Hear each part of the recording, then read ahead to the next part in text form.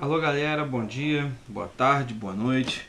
Eu sou o Renato Braga, professor de Geografia do Colégio Senhora Aparecida, e hoje nós estamos aqui para gravar a nossa videoaula, né, do sexto ano, né, vai falar sobre território e lugar, né, vai definir território e lugar. É a página 175 da nossa apostila, você pode estar acompanhando aí diretamente com o seu material, né? Então, os objetivos propostos, a primeira coisa que a gente vai ver aqui, né? Definir o conceito de território, fronteira e lugar, né? Diferenciar os tipos de fronteiras e lugares e demonstrar as relações de poder e o sentimento, né, ao espaço geográfico. Então, nós temos aqui uma introduçãozinha aqui, né? Dentro do espaço geográfico, além das mudanças físicas, há as concepções de que o homem adere a determinada parte do espaço, né? Dentro dessa concepção está o território, onde o domínio e as relações de poder sobre o espaço são aferidos com determinados limites, a fronteira. Então você tem um espaço geográfico, né? Você tem um território e esse território ele é dividido aí entre limites e fronteiras, né? E a gente vai estar vendo isso daí um pouquinho mais para frente. Então, o poder e o território. Vamos lá. O espaço geográfico está relacionado diretamente com as relações entre o homem e a natureza. O homem, por sua vez, agrega uma porção do espaço por sua jurisdição, seu domínio, ou seja, toda a relação de poder ou domínio de um determinado espaço ou região é caracterizado como território daquele indivíduo ou grupo. Então você tem um determinado espaço, né? Esse espaço ele é adquirido ou ele é agregado a um determinado grupo ou indivíduo. E a região ela vai ser caracterizada conforme as necessidades desse grupo ou desse indivíduo, né? Há muitas vertentes para a palavra território, mas todas se referem ao domínio, né, sobre uma determinada parcela de espaço, né, por um indivíduo ou por um grupo, né? Então, todos eles se referem sobre o domínio. Então, é um determinado espaço que você domina, né, e aquele espaço ali vai ser o seu território. Da mesma forma que a região, né, o território configura-se pelo critério de domínio sobre o espaço. Podemos caracterizar o domínio ou a influência de um indivíduo ou grupo, por exemplo, de uma religião, né, que se caracteriza no espaço, formando-se uma região ou um território religioso. No Brasil, há muito tempo atrás, houve uma guerra chamada Guerra de Canudos, né? Essa Guerra de Canudos, ela acontece justamente porque um beato, né? Um beato brasileiro chamado Antônio Conselheiro, ele vai levar pessoas para um determinado território, né? Esse território é o território de Canudos, né? E lá nesse território ele vai começar a pregar a palavra, né? A palavra de Deus, e isso não vai agradar muitos políticos nem mesmo a igreja, né? A gente vai estudar isso mais para frente. Então esse território aonde fica Canudos era um território religioso, então ele sofria toda uma influência de uma religião professada aí por um homem que foi o Antônio Conselheiro. Vamos lá, no estudo da geografia, o mais comum tipo de território é o Estado-nação. Guardem aí essa palavra, né? Estado-nação. O Brasil é um Estado-nação, né? Isto é, o espaço sob a jurisdição de um país. O Estado-nação é a delimitação do espaço geográfico que determinado governo tem por responsabilidade proteger e administrar. O Estado é soberano sobre aquele seu território. Então, o Estado é o país, né? O Estado ele vai ser responsável em governar uma determinada região, né? E dentro dessa região, esse Estado ele é soberano. É ele quem vai mandar em tudo aquilo que está ali dentro daquele Estado, né? Dentro daquele Estado-nação. Um Estado-nação é uma área geográfica que pode ser identificada como possuidora de uma política legítima que, pelos próprios meios, constrói um governo soberano. Né? Então você tem aí, por exemplo, o Brasil. Né? O Brasil ele tem uma área geográfica, né? Ele tem uma política legítima, ou seja, ele é reconhecido mundialmente, né, como sendo um país, e ele vai gerar meios para poder administrar esse território, essa área geográfica, né, e que vai ter um governo soberano, e todo esse espaço que está ali em volta dessa fronteira vai ser o Estado-nação. Né? Então vamos lá para cima. Então nós temos aqui o mapa da América do Sul, né? É o mapa territorial político da América do Sul, onde você vai ver vários estados-nação, né? E o maior deles é o nosso aqui, é o Brasil, né? Vamos lá então, tá aqui. Fique ligado, a soberania é a propriedade ou qualidade que caracteriza o poder político supremo do Estado dentro do território nacional e em suas relações com outros estados. Né? Então, soberania é você ser proprietário de um determinado espaço, de um determinado território político, né? Um território que você vai fazer ali a sua administração pública. Né? Então vamos passar aqui para nosso próximo slide, nossa próxima folha lá da nossa apostila. Né? Então tem aqui fronteira. Né? Fronteira é o local que vai delimitar, né? Que vai fazer o limite entre dois estados-nação, entre dois países. Né? Então tá aqui, ó, como o território se dá pela soberania de um indivíduo ou de um grupo, concomitantemente, há locais de fronteira onde um domínio nacional termina onde outro começa. Então você vai ter, por exemplo, igual nós vimos na folha anterior, o mapa da América do Sul, né? Um mapa político da América do Sul, e você vai ter um determinado espaço, né? Um determinado território que vai ser o território brasileiro. Né? E ele vai fazer uma fronteira com os outros países da América do Sul. Né? Vamos lá. Contudo, na geopolítica atual, há diferentes tipos de fronteiras. As fronteiras mais antigas, né, utilizadas por povos primários, eram de cunho natural, isto é, utilizavam algum tipo de objeto da natureza para separar vários territórios, né? Como por exemplo rios, né, vegetação, montanhas. Né? Então você tem um rio, de um lado é um território, de outro lado é outro território. Então era assim que era feito aí as fronteiras, né, naturais. Né? Em contrapartida, há fronteiras que são acordadas entre os países fronteiriços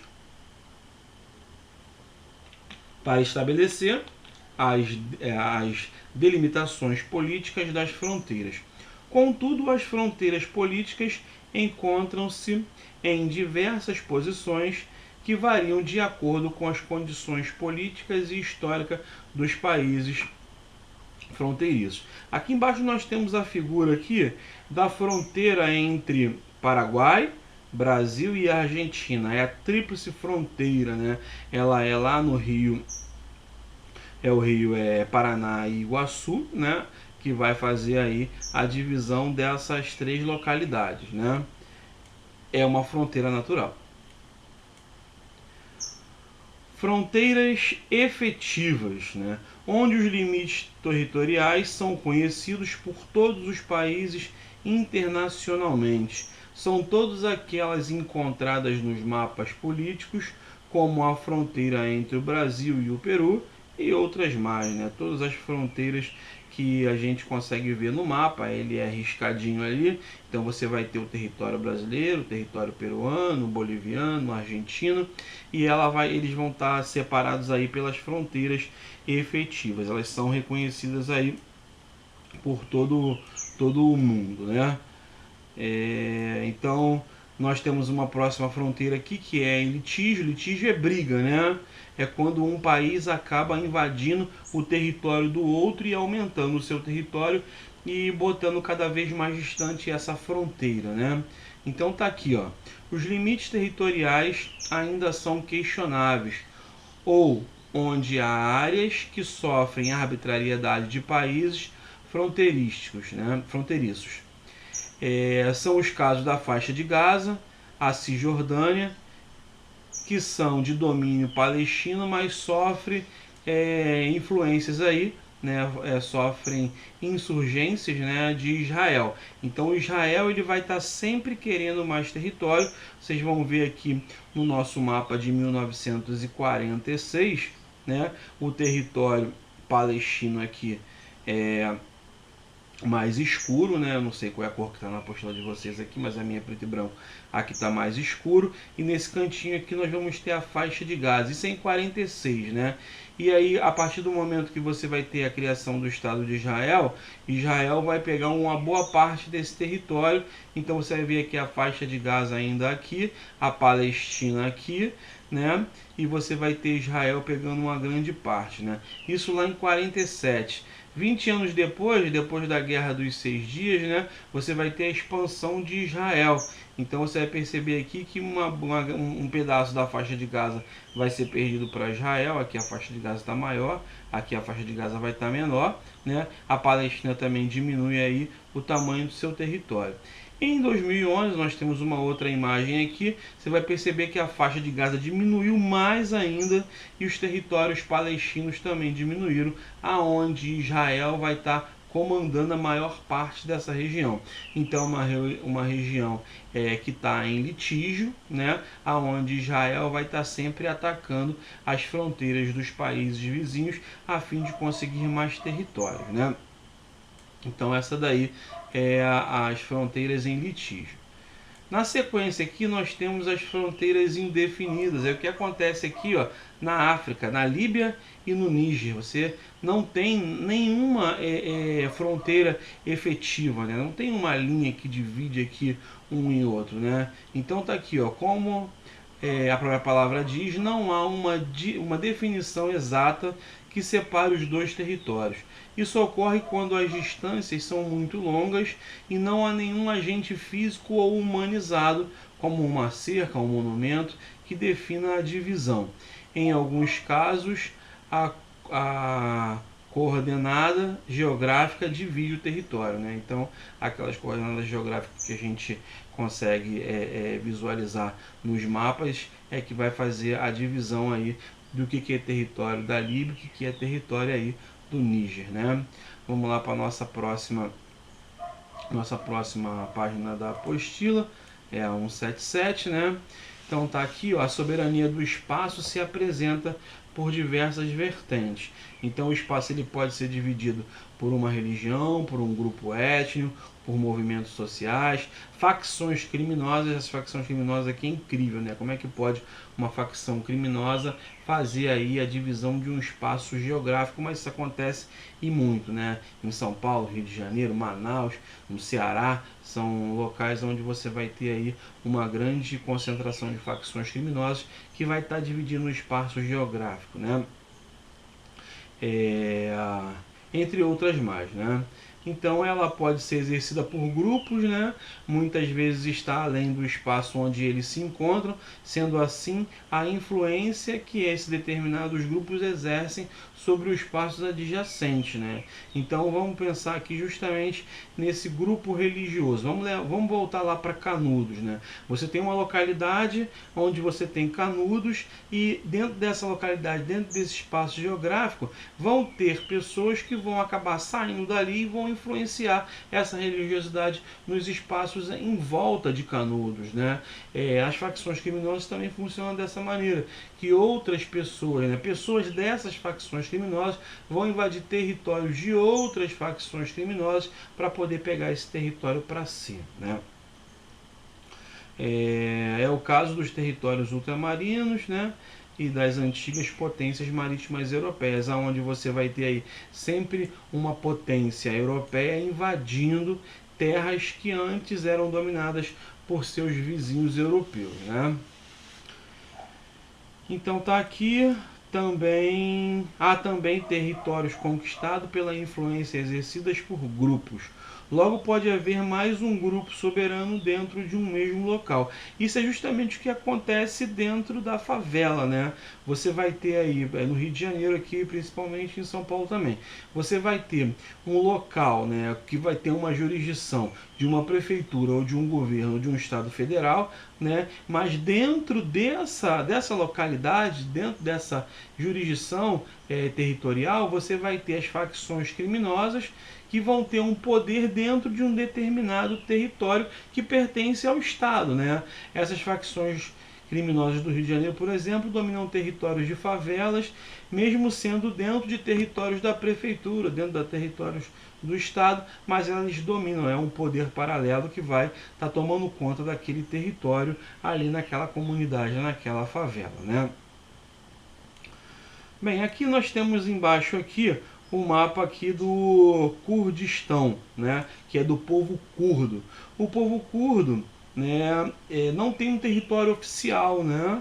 Não tem um território oficial. Inclusive a primeira guerra entre Irã e Iraque foi justamente por causa desse povo curdo aqui, né? Você vai ver aqui, vai perceber que você vai ter aqui o Iraque e o Irã, né? Aqui no mapa você consegue perceber que ele acaba pegando o território tanto do Irã como do Iraque, né? Na Turquia também pega um pedaço da Síria, né? Então esse povo, né, ele vive num território denominado por ele Kurdistão, localizado no Oriente Médio, né, que toma parte de vários territórios. Então você vê que ele não tem um território oficial, porém eles se acham dono desse território aqui e eles acabam pegando o território da Síria, do Iraque, do Irã, né? E eles só conseguem manter o controle desse território graças às forças paramilitares, né? São forças de guerra, né? São pessoas armadas que tomam conta dessa região, expulsando aí pessoas da Síria, soldados da Síria, do Iraque, do Irã, que queiram invadir essa região aí que é dominada pelos curdos, né? Dando continuidade aqui em cima aqui, né? Diferente do conceito de fronteiras, existe o de limite. Então, o limite é um conceito de menor escala. O limite é aquilo que nós temos entre os estados, né? Se a fronteira divide um país, o limite divide o estado. Por exemplo, o limite entre o estado de São Paulo e o estado do Rio de Janeiro. Então você vai ter ali, você indo pela Dutra, por exemplo, você vai chegar no local onde você vai ver que assim, bem-vindo a São Paulo. Então ali é o limite entre o Rio de Janeiro e São Paulo, né? Então o pedaço que está de um lado vai ser administrado por São Paulo e o que tiver do outro lado do limite vai ser administrado aí pelo Rio de Janeiro, né? Então tá aqui, ó, o limite é um conceito de menor escala. Isso é utilizado quando dentro do território há grupos administrativos que ficam responsáveis por determinado pedaço do território. Esses grupos administrativos é o governo de São Paulo, o governo do Rio de Janeiro, o governo de Minas Gerais, o governo de cada um desses estados brasileiros, né? Isso acontece entre os estados do Brasil, por exemplo, em que o limite administrativo de um estado termina quando o outro começa. Logo, utilizamos a nomenclatura de fronteira somente para separar territórios nacionais. Então, você não tem uma fronteira entre Brasil e Argentina, né? Quer dizer, na verdade, você tem uma fronteira entre Brasil e Argentina. Você não tem aí um limite. A gente não chama de limite, né? A gente chama de fronteira, né? Então, para separar os estados, né, os territórios nacionais, a gente vai usar o termo fronteira. E para separar os estados dentro de um determinado país, nós vamos chamar aí de limite, né? Bem, lugar, né? É o nosso próximo assunto, né? Tem muitos sentidos, né? Diversas situações, mas principalmente o lugar é aquele local que você conhece e você sente alguma coisa por ele, né? Pode ser a sua casa, né, a casa do seu vizinho, uma praça que você vai visitar, né, o sítio, a piscina do clube que você está acostumado aí, você sente amor por aquele lugar, né? Então, se a gente olhar no dicionário, a gente vai ter várias vertentes, né, no sentido para a palavra lugar. Segundo Aristóteles, né, um grande filósofo aí da antiguidade, lá na Grécia, o lugar é como o espaço que circunda o corpo. Contudo, para a geografia, o lugar tem um sentido subjetivo. Diferente do espaço geográfico abrangente, é produzido produzido, né, da paisagem, como todos os seus elementos integrantes, o território balizando e dominado, o lugar é definido pelas expectativas vividas pelos que habitam o espaço. Então, você habita um determinado espaço, né? Você habita um bairro. E dentro desse bairro você tem um lugar que é o lugar que você ama, que é o lugar que você gosta de estar, né? É o lugar que você sente bem, que o indivíduo habita, exprime uma relação com esse lugar, né?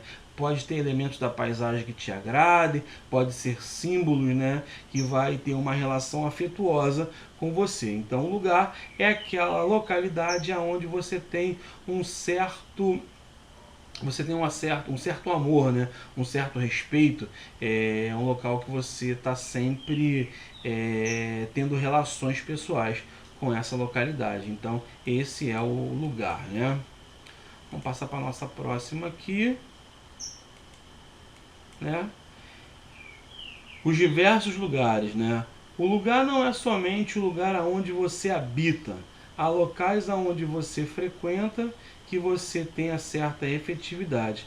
Esse local se torna um lugar, um espaço de vivência, não necessariamente a sua casa. Então, não existe somente um lugar para você.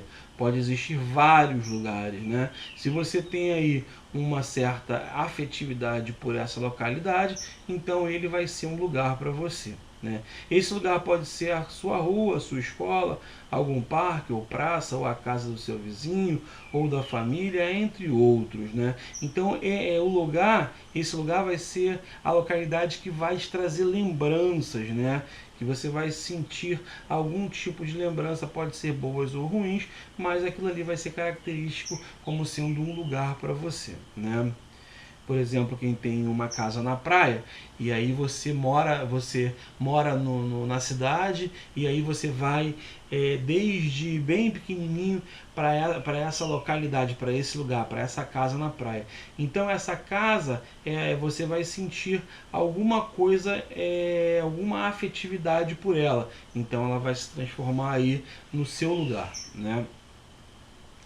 Ela pode ser entendida a partir da identidade que ela apresenta, a empatia com os seus habitantes, ou seja, os lugares são produtos subjetivos do ambiente. Quem cria o lugar é o homem, a partir do seu elo com aquele determinado espaço. Então, o lugar, quem vai criar o lugar é o homem é que com esse elo, né, com essa afetividade, com o espaço que vai transformá-lo em um lugar, né? Utilizamos essa relação de aceitação e filiação pelo espaço de topofilia, né? Nós chamamos aí de topofilia. Então nós temos aqui, né, a afetividade. Você vai perceber aqui nas fotografias, é um espaço afetivo, né, um lugar afetivo. Aqui pode ser a casa dessa família, aqui pode ser um local onde o pai e a mãe levam os filhos para poder passear, né, que a gente vai chamar aí de topofilia, caracterizado pela afeição, pelo amor, né, do lugar que nós frequentamos, né. Podemos citar, por exemplo, a casa onde você mora. Sempre ao fim do dia você retorna para ela, pois somente ela encontramos o descanso necessário para o próximo dia, né? A sua casa carrega traços de sua personalidade, do seu estilo de vida, né, da sua condição social também.